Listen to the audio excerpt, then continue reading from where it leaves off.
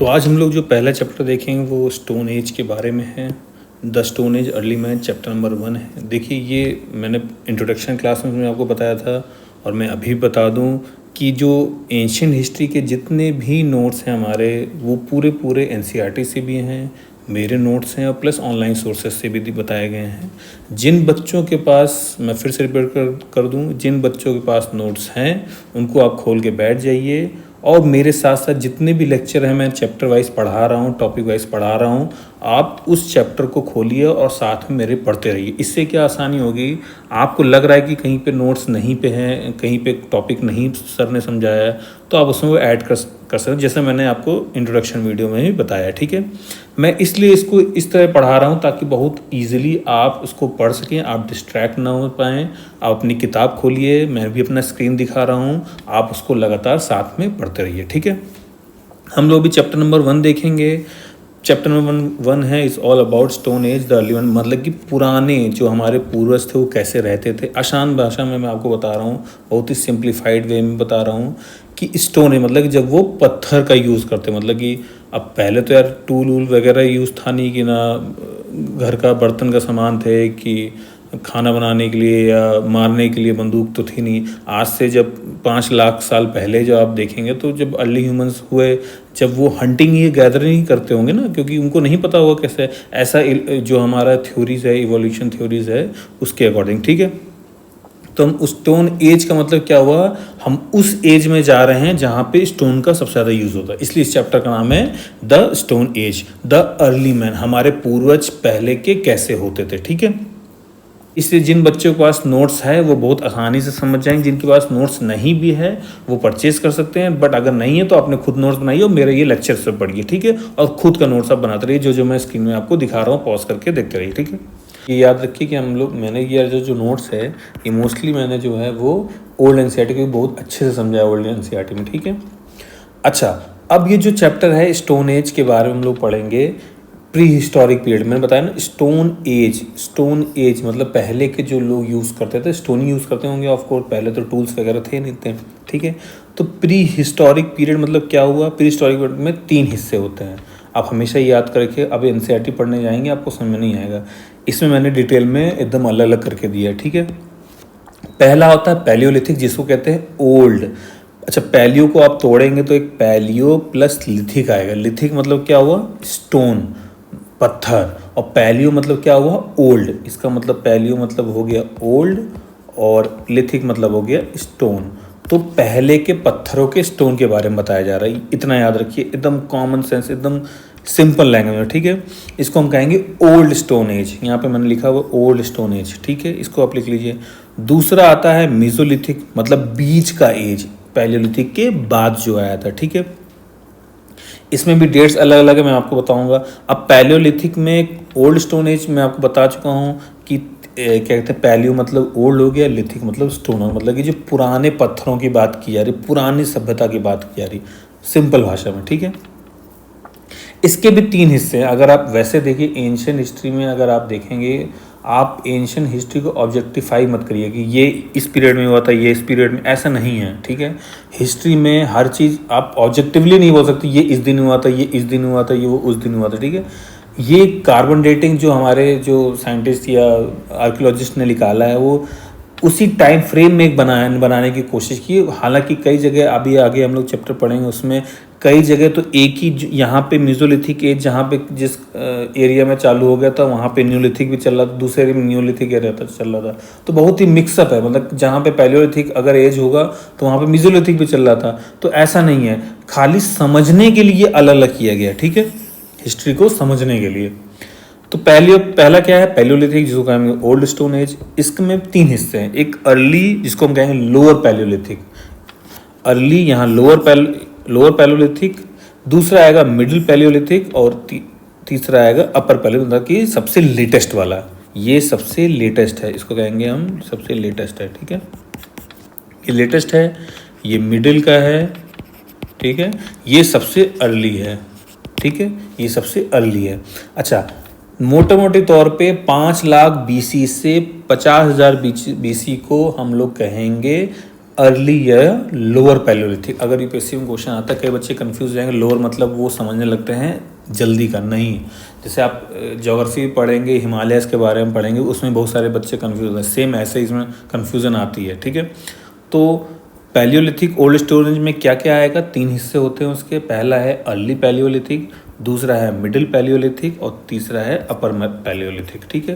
पहला क्या आएगा, अर्ली का एज कहाँ से चालू था, 5 लाख BC से लेके 50,000 BC। BC मतलब आपको बता दिया बिफोर क्राइस्ट। 5 लाख BC से लेके 50,000 BC तक का जो पीरियड है इसको हम कहेंगे अर्ली या लोअर पैलियोलिथिक, यहाँ पे लिखा हुआ है साफ साफ, ठीक है। दूसरा क्या आएगा, मिडिल पैलियोलिथिक, जिसको हम कहेंगे 50,000 BC से लेके 40,000 BC। मैं फिर रिपीट कर दूं, ये कोई जो एजेस हैं, जो एज दिया हुआ है यहाँ पे, जो डेट्स दिए हैं, कोई ऑब्जेक्टिफाई नहीं, मतलब कि एकदम फिक्स्ड नहीं, ये इतना होगा इतना होगा। ये हम लोग ने मोटे मोटे तौर पे आर्कियोलॉजिस्ट ने मान के चल रहा है कि यहाँ तक है। हो सकता है कि इसके बाद भी हो, कई यहाँ पे एज जब चल रही थी वहाँ पे पैलियोलिथिक भी चालू था कई जगह एरिया, मैंने आपको बताया ना।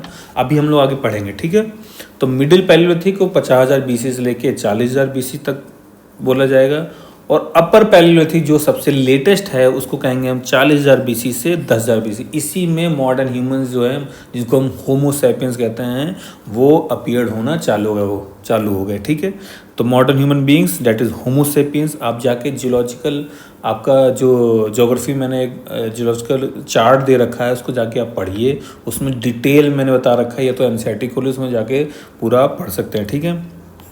होमो सैपियंस जो है इसमें अपीयर्ड हुए थे। तो आपको समझ आया पैलियोलिथिक मतलब क्या हो गया, ओल्ड स्टोन एज।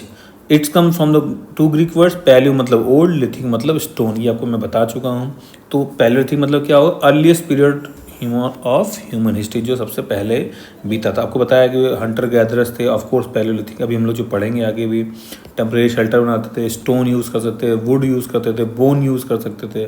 केव में पेंटिंग थी, वहाँ पे कोई रिटर्न रिकॉर्ड तो है नहीं, तो जो केव में पेंटिंग है, जैसे फॉर एग्जांपल भीमबेटका जो केव्स है उसके बारे में हम लोग आगे पढ़ेंगे डिटेल में, ठीक है।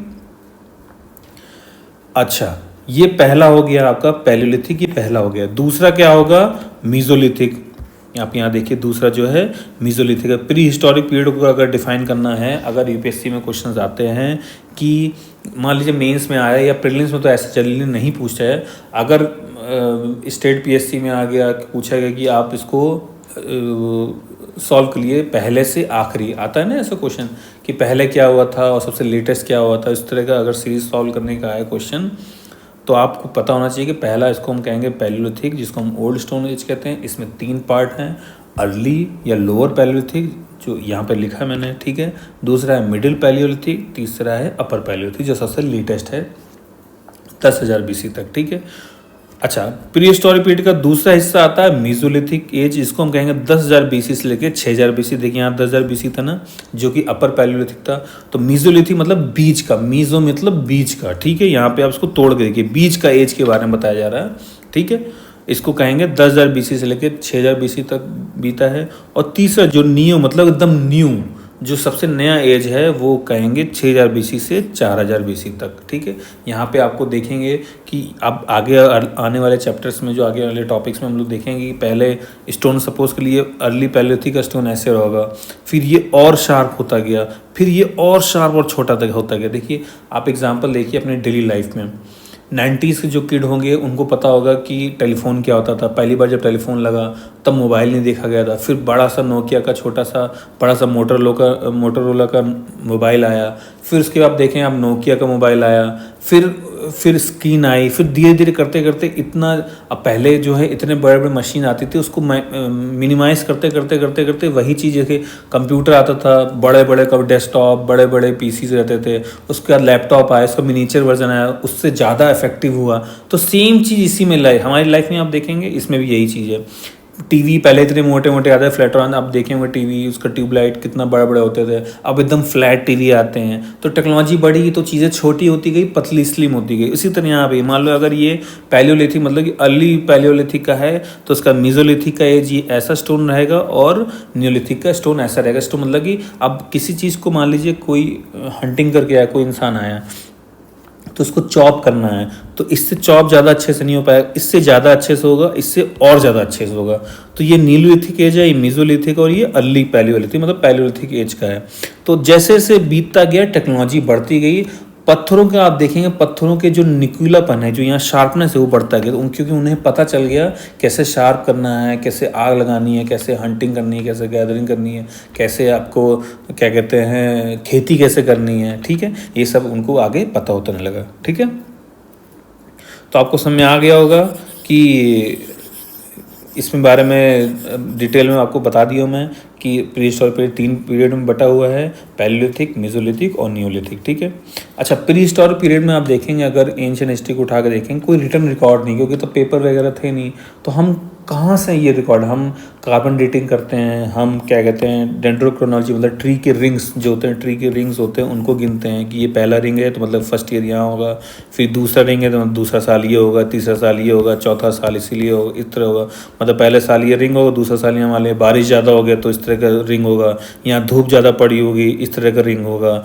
यहाँ पे मान लो फ्रॉस्ट हो गया तो इस तरह का रिंग्स होगा। जो ट्री के रिंग आप जब पेड़ को बीच से काटेंगे तो एक रिंग जैसा शेप निकलता है ना, आप ध्यान देंगे ऐसे रिंग होता है, तो उसको अकॉर्डिंग इसको कहेंगे डेंड्रोक्रोनोलॉजी, आगे हम लोग देखेंगे। ठीक है, तो कोई रिटर्न रिकॉर्ड नहीं था, आपको पता है। ठीक है, archaeological remains help to reconstruct the history of, तो क्या क्या आर्कोलॉजिकल जो आर्कोलॉजिस्ट थे उन्होंने क्या क्या देख के जाना कि ये चीज़ जो है, उससे उन्होंने पता लगाया। फॉर एग्जांपल स्टोन टूल उन्होंने देखा, पॉटरी देखा, आर्टिफैक्ट्स देखा, मेटल इम्प्लीमेंट्स देखा, केव की पेंटिंग्स देखी, कैसे कैसे पेंटिंग्स थे उनसे डेटिंग करके उन्होंने निकाला कि ये पहले कैसे रहा होगा। ठीक है, above period that is Palaeolithic Mesolithic were not, यही ये बहुत इंपॉर्टेंट चीज़, अगर यूपीएससी में प्रीलिम्स में क्वेश्चन आता है कि क्या ये सही में यूनिफॉर्म था कि एक के बाद एक के बाद एक, कहते हैं ना जैसे फॉर एग्जांपल जिन बच्चों जो को आईएएस निकल जाता है, जो कलेक्टर बन जाते हैं, वो देखो वो अब हालांकि आपको शेड्यूल बनाना पड़ेगा,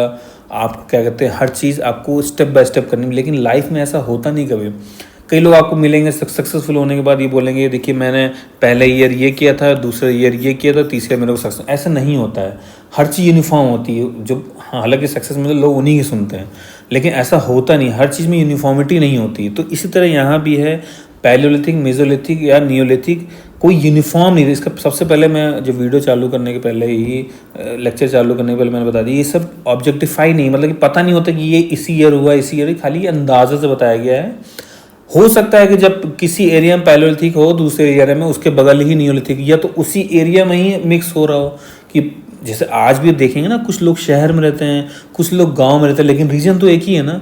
जैसे मैं गांव का हूँ तो कुछ लोग शहर के हैं, लेकिन गांव तक वो टेक्नोलॉजी नहीं गई है, शहर में पहले टेक्नोलॉजी आती है, राइट। ये भी आज का भी आप यही सीनियर देख रहे हैं, तो ये चीज़ पहले रहा होगा। इसी तरह यहाँ, इसलिए मैं यहाँ लिखा हूँ कि above period were not uniform throughout the Indian subcontinent, that is Paleolithic, Mesolithic, Neolithic were not in uniformed way, कि एक के बाद एक के बाद। लेकिन हाँ, ये हम मोटे मोटे तौर पे ये समझ सकते हैं कि ये एक के बाद इस तरह हुआ, हम इस तरह इसको डिफाइन कर सकते हैं। ठीक है, अच्छा डेटिंग टेक्निक क्या क्या यूज़ हुई आपको बता दूं कि रेडियो कार्बन डेटिंग कहते हैं इसको। इसमें क्या कितना कार्बन लॉस हुआ है किसी प्रोडक्ट में, उसके बारे में हम लोग जानते हैं। ऑर्गेनिक मटेरियल के बारे में उठाते हैं, इसके बारे में आपको पता होना चाहिए, थोड़ा थोड़ा पता है। लॉस ऑफ कार्बन मतलब हमारी बॉडी कोई भी मटेरियल हो, कोई भी चीज़ हो, किससे बने, वो कार्बन से बना, राइट। तो कितना कार्बन लॉस हुआ है उसको हम कहेंगे रेडियो कार्बन डेटिंग। दूसरा क्या होता है, डेंड्रोक्रोनोलॉजी, ट्री के रिंग्स देखते हैं। यहाँ मैंने आपको बताया ना, जो पेड़ को जब काटते हैं, मान लीजिए पेड़ है, ठीक है, ये जड़ है, ये पेड़ है, अब इसको पेड़ को जब बीच से काटेंगे तो रिंग जैसा शेप आप देखे होंगे ना, रिंग जैसा निकलता है। तो ये पहला ईयर हो गया, दूसरा ईयर हो गया, तीसरा ईयर हो गया, चौथा, ऐसे देखते हैं। क्योंकि जब पेड़ जब पनपता है, मोटा इस साइड से, इस डायरेक्शन में होता है ना, जब मान लीजिए पहले पतला पेड़ होगा, फिर इससे बड़ा मोटा हुआ, फिर इससे मोटा हुआ, फिर इससे मोटा, तो एक रिंग शेप का बन जाता है पेड़ में। इसको हम कहेंगे डेंड्रोक्रोनोलॉजी, जो कि ट्री रिंग्स को, वुड के ट्री रिंग्स को हम लोग काउंटिंग करते हैं। By counting the number of tree rings in the wood, the date of the wood is arrived. अच्छा, इसके बारे में आपको डिटेल में और बता, हो सकता है यूपीएससी पूछ ले, तो इसलिए मैं जल्दी आपको बताऊँ, इसको पॉज करके आप पढ़ सकते हैं, इसमें कोई ज़्यादा वैसा कुछ चीज़ नहीं है। ठीक है, रेडियो कार्बन डेटिंग और डेंड्रोक्रोनोलॉजी में अंतर क्या होता है, इसमें ऑर्गेनिक रिमेन्स का एज करते हैं, जो कार्बन 14 कितना अमाउंट ऑफ कार्बन 14 जिस C14 जिसको कहते हैं हम लोग, C14 लेफ्ट है, उसके बारे में चेक करते हैं। इसमें हम लोग ट्री रिंग देखते हैं डेंड्रोक्रोनोलॉजी में। ट्री रिंग्स के पैटर्न्स को देखते हैं। ट्री रिंग्स पैटर्न ऐसे होता है, देखिए यहाँ पे इस पिक्चर को पॉज करके देखिए। यहाँ मैंने बताया ना ये फर्स्ट पीरियड ग्रोथ है। फिर मान लो सपोज करो रेनी सीजन आया होगा तो ये अभी अंदाज़ा लगा देते हैं यहाँ इसके बाद एरिया रेनिंग सीजन हुआ होगा। यहाँ से पेड़ उगना चालू हुआ, फिर बड़ा होता गया, बड़ा होता गया, बड़ा होता गया, इसी तरह देखिए बाहर का बन गया, राइट। पहला का मान लो रेनी सीजन आया होगा, फिर दूसरा, अब साइंटिस्ट ने देखा होगा यार यहाँ तो डंडी थोड़ी सी है तो इसका स्टेम जो है थोड़ा सा सूखा हुआ है, तो उन्होंने ये पता लगाया कि हाँ यहाँ पे ड्राई सीजन पड़ा होगा, हल्का सा ड्राई सीजन पड़ा होगा। इससे हम लोग ये फाइंड आउट कर सकते हैं। यहाँ पे इसके पहले इन्होंने रेनी सीजन देखा, इसके पहले फर्स्ट ईयर ग्रोथ देखा, तो उन्होंने बारिश ज़्यादा होगा तो रेनी सीजन हो गया। इसके बाद में यहाँ देखो यहाँ पे स्कार लिखा है, स्कार लगा है, मान लो ये देखिए यहाँ पे स्कार है ना, ये ब्लैक पोर्शन आप देख रहे होंगे यहाँ पे स्कार, इसको स्कार मतलब कि फॉरेस्ट में फायर हुई होगी, जल गया होगा पेड़ हल्का सा, उसके बाद फिर से उसने ग्रो कर लिया यहाँ से, तो हो सकता है कहते हैं तो उसको फॉरेस्ट फायर, तब साइंटिस्ट क्या बोलते, अरे हाँ हो सकता है इस समय जंगल में आग लगी होगी, ठीक है। तो इस तरह ट्री रिंग का होता है, डेंड्रोक्रोलॉजी जिसको हम कहते हैं, ठीक है। वुड हो गया, चारकोल हो गया, बोन हो गया, क्लोथ हो गया, रेडियो कार्बन डेटिंग उसमें करते हैं, इसमें हम लोग ट्री देखते हैं। अब टाइम रेंज 50,000 साल तक देते हैं, इसमें 10,000 साल तक ट्री का depending upon the tree species दे सकते हैं। लेस प्रिसाइज है, इसमें सबसे ज़्यादा एक्यूरेसी डेंड्रोक्रोलॉजी में होती है, आप इसको पॉज करके एक पढ़ लीजिए, ठीक है। आर्कियोलॉजी में यूज़ होता है, पैलेंटोलॉजी, जियोलॉजी में ये भी इस तरह से, इन्वायरमेंट हिस्ट्री में यूज़ होता है, क्लाइमेट स्टडी में डेंड्रोक्रोलॉजी यूज़ होता है। हो सकता है यूपीएससी मेंस में इसके बारे में पूछ ले आपसे, क्योंकि मेंस का सिलेबस फिक्स नहीं है, हो सकता है पूछ ले, ये सिलेबस में हिस्ट्री में पढ़ाया जाता है, इसलिए आप पॉज करके इसको पढ़ लीजिए, ठीक है। लिमिटेशन क्या है रेडियो कार्बन डेटिंग की, कि ऑर्गेनिक मटेरियल ही यूज़ होता है, इसमें जो है लॉन्ग लिव ट्री हो सकता है जो कि हमको प्रॉपरली रिकॉर्ड दिखाता है एग्जिस्ट होने का, ठीक है। तो ये जो हम लोग एंशिएंट हिस्ट्री पढ़ रहे हैं इसमें 2 टाइप का डेटिंग यूज़ किया गया है, दैट इज रेडियो कार्बन, और भी पैटर्न यूज़ किया गया होगा, लेकिन मेरे अकॉर्डिंग जो इसमें नोट्स में मैंने लिखा है उसमें रेडियो कार्बन डेटिंग और डेंड्रोक्रोलॉजी यूज़ हुआ है, ठीक है।